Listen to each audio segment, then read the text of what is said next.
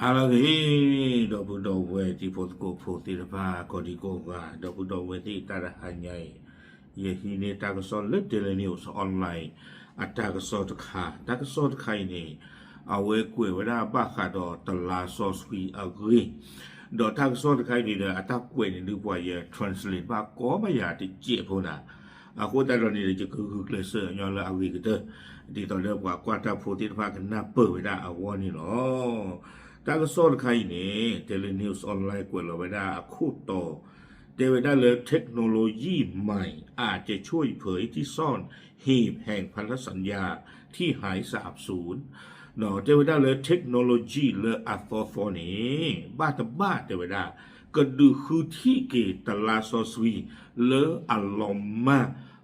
เจอลูกตะขาอีนี่เนาะตาก็สอนนี่เรากว่าเราไปได้เพคิชิเยลุยคิโตคิชิคือแพมือเคยรอเฟอร์นารีเอาวันนี้เยชีเนี่ยหรอ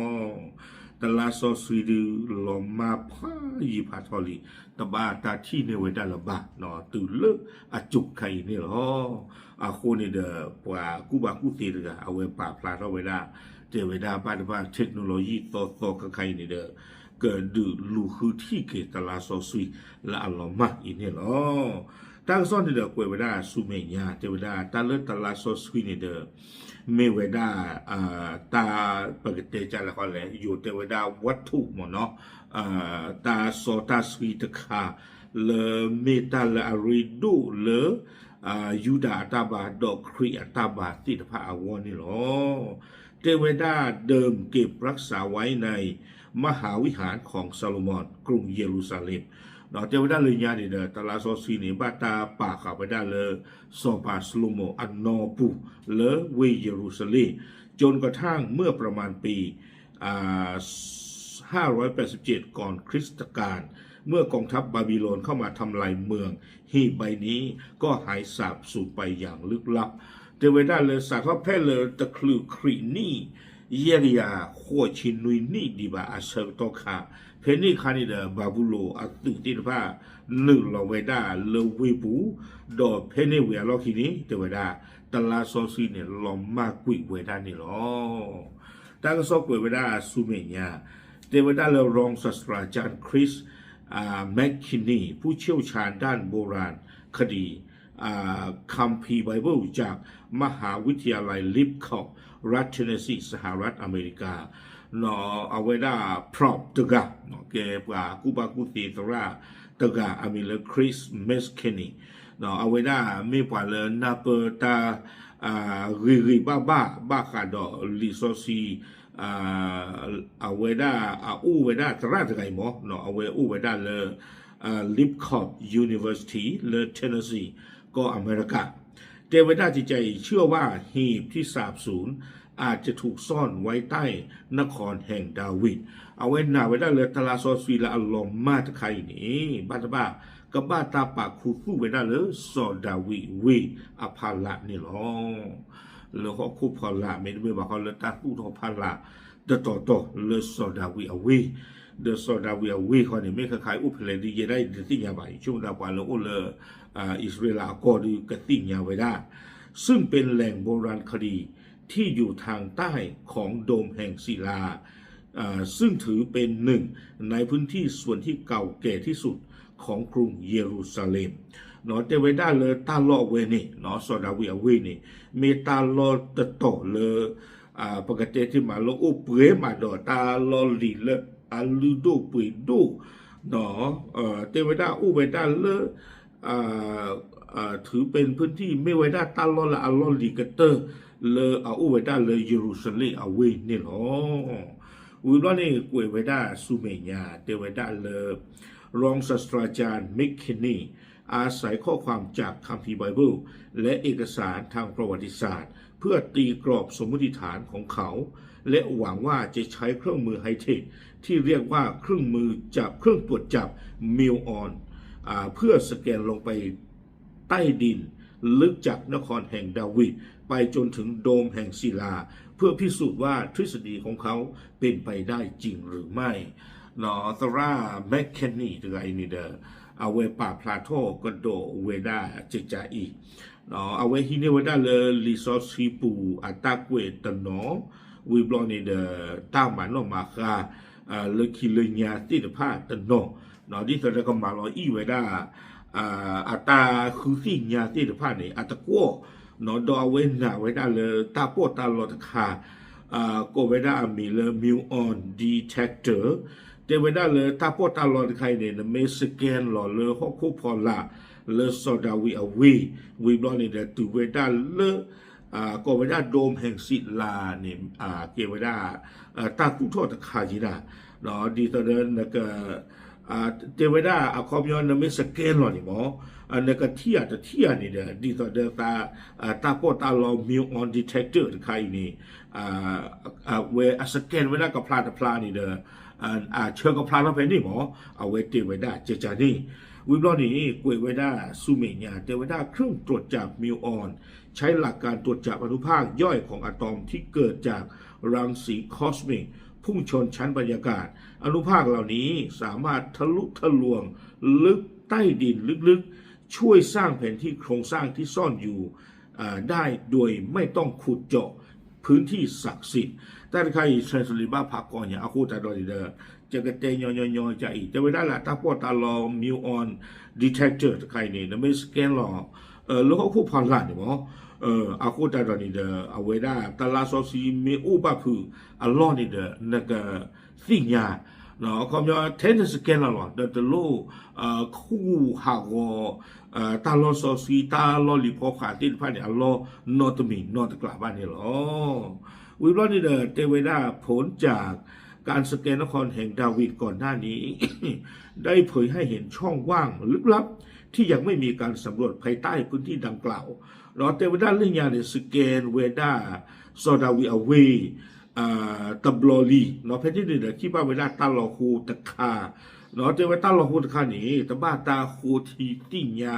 เวด้าดีบาโดเอาเว้นหนาไว้ได้เลยตาหลอกคนใครจะไว้ได้ซึ่งอาจจะเป็นที่ซ่อนของหีบใบนี้แมคเคนนี่เชื่อว่าหากมีหีบซ่อนอยู่จริงและใช้เครื่องตรวจวัดมิวออนสแกนพื้นที่ดังกล่าวก็น่าจะเจอหีบพันธสัญญาได้ไม่ยากเนาะตราแมคเคนนี่ตัวนี้เอาเวน่าเวด้าจะอีเตเวด้าเลยประเมสแกนหล่อตาโลเนาะเลยอัลลอฮ์คูดตอนนี้โดตลาซอซีมีอุคูตุบะพือเพตาลอคูเลยตบาตาคูทีเวดาดีบานี่เดเนาะปะกะติญาปะกะที่บ้า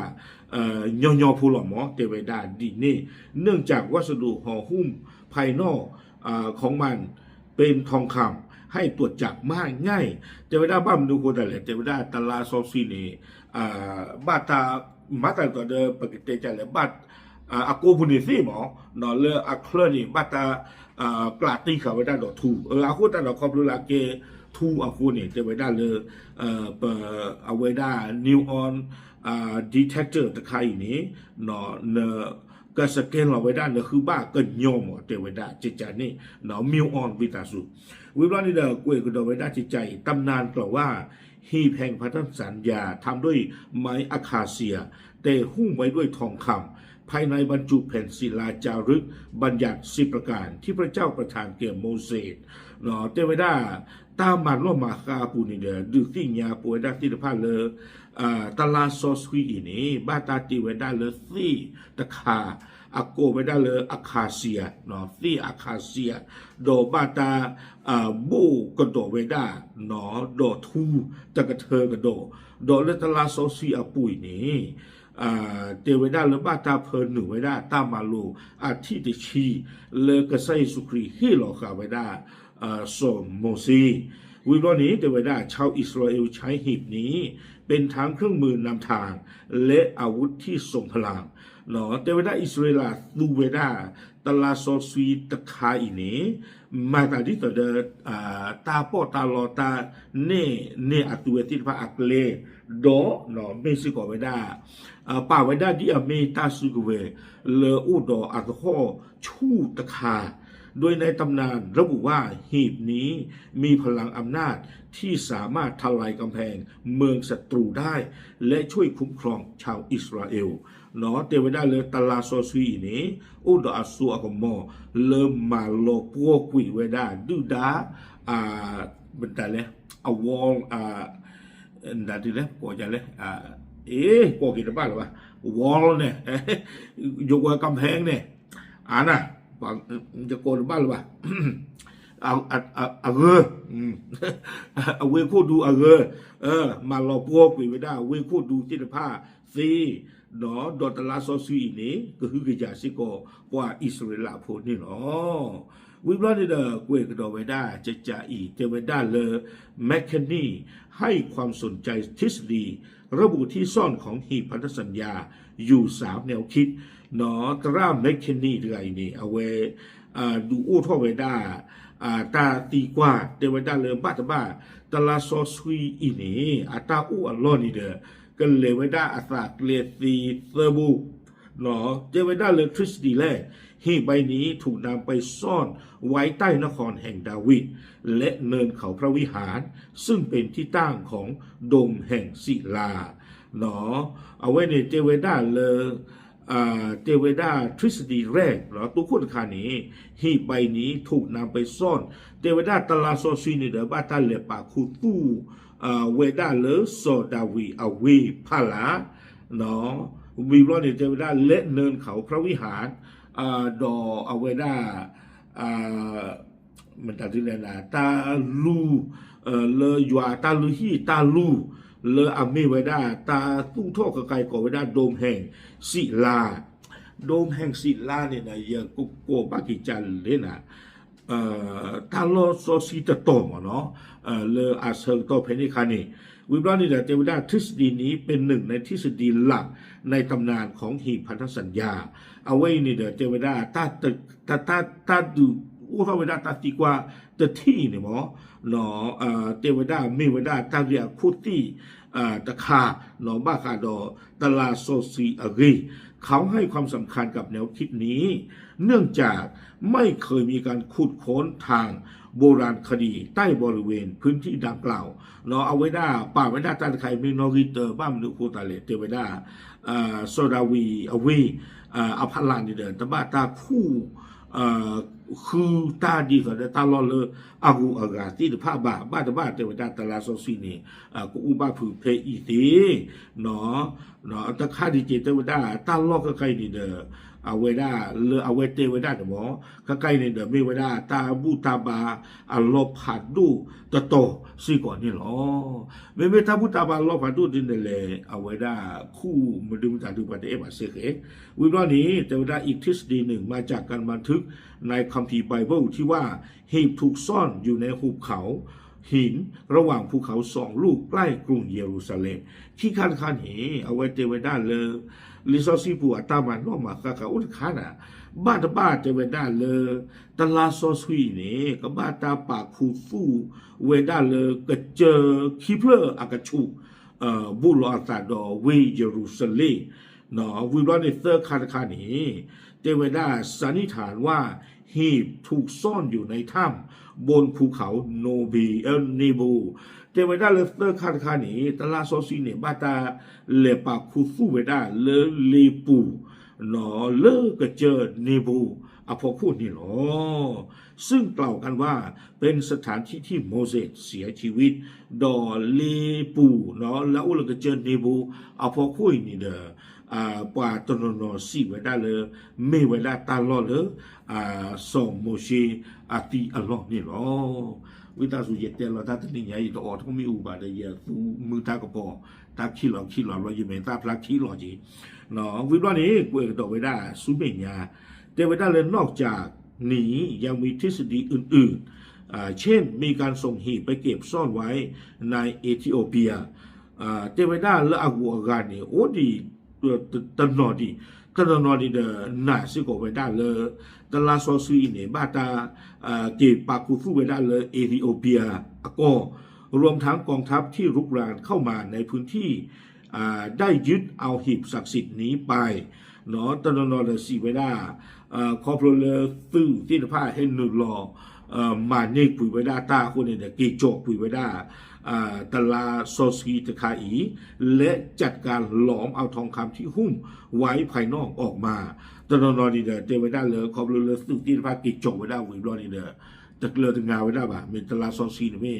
อาเกมาจากที่เลยเอาคู่ตาดอนนี่เดอถือรอกปุยไว้ได้ทูเลอบูตีเขาไว้ได้ตลาโซซีตะคานี่เดอเกมมากิชาออกกี่ไว้ได้สีนี่หรอวิบลอนี่เดอเกกี่ไว้ได้สุเมียแมคเคนนี่ยอมรับว่าณเวลานี้เขายังไม่รู้แน่ชัดว่าหีบอยู่ที่ไหนแต่เขาตื่นเต้นและมีความหวังต่อสิ่งที่จะเกิดขึ้นแมคเคนนี่สิวดาเลตาจะที่แง่หรอที่วักใครเป็นตลาโซซีเนอาเลอูกีเพเลวาสนากิโดซาตูโปสาวาทบูหนอนโดตาลากเกทศาสตร์ที่ภาคโดยอาศัยเทคโนโลยีใหม่ๆที่ช่วยให้นักวิจัยสามารถสำรวจใต้พื้นดินเนาะเทวดาว่าตัวดาเทคโนโลยีและอักษรเนาะเรื่องผ่านเรื่องอัลลูคือสิ่งยาตาที่ภาคนี้ลูกผู้หลักที่ภาคนี้เด้อก็ว่าตัวดาเทคโนโลยีที่ภาคอีดิต่อเด้อแต่ว่าหาคู่หาบูทูท่อตาดิต่อเด้อละผู้ปีตะกีเทวดาจิจานี่เนาะดิต่อเด้อปะกะหาคือกี่ตลาโซซีและอเมริกาโซตาซีตะคาอีและอัลลอฮ์มากอยู่ไม่ได้ตัวเลยอันนี้ที่กระโทคือกระยาตะคาลีเนี่ยอ๋อตั้งซ้อนดีกว่าไม่ได้ตัวเป็นนี่หรอเราวิตาสุตั้งขี้ล้อรู้หรอโอเคเอาไว้ในเดอบ้าขาดตลาโซซีเอาไว้เนาะที่ต่อเดอตั้งซ้อนกว่าไม่ได้ตัวดีจีชมกันตาไม่เลยตราดูธรรมาทออัตติญาณเปอเนาะกว่าเราอุดตากุบากุสีหรือบ้านว่าตลุลสาบาซีเนาะบ้านสนักกินดอนี่เดอขอบคุณลักแกเราตั้งซ้อนกุตาจีฮินี่ดอเยเตคือที่พุทธโกโพธิตภาสิโกเนาะบ้านที่เป็นเจนสิบะเอาไว้นี่เดอเอาไปต่อจุดเลยอยู่ตั้งซ้อนว่าคุยเราไว้ได้ดีอาคุณจะรอชมโมสิโกตะขาอันนั้นก็ได้ดูบ้างค่ะเนาะตาบุตาบากว่าคริโพบางทีที่มา